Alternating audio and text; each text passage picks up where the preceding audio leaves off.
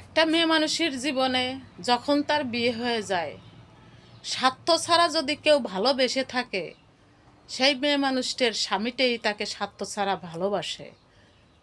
কারণ স্বার্থ ছাড়া ভালো আর কেউ বাসে না।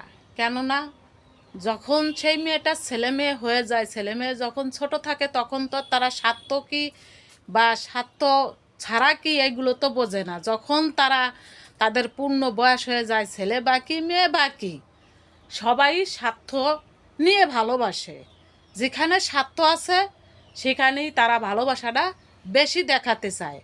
আর পরের ছেলেটা কখনো সেইটা ভাবে না। সে ভাবে কি, দিন শেষে সে তো আমার জন্যই বসে আছে, তাই সে যেটাই কামাই করুক না কেন, তার যদি কিছু পুঁজিও থাকে সেগুলো সে তার স্ত্রীকে সন্তানকে দেওয়ার চেষ্টা করে।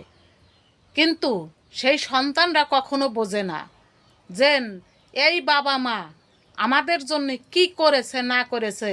তারা তখন বলে, আমাদের জন্য কি করেছো, আমাদের জন্য কি করেছো, শুধু তো বড়ই করেছো, বড় করে তো আমাদের তো আমরাই জোগাড় করে নিই, তোমরা কি করেছো।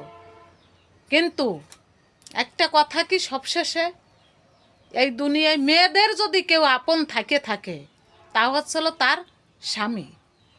দিন শেষে যদি একবেলাও তার স্বামী সাইডে ভাত খেতে দেয়, তাও মন দিয়ে খাওয়াটা আমাদের সবারই উচিত। কেননা স্বার্থ ছাড়া শুধু তার স্বামী তাকে ভালোবাসে, আর কেউ না।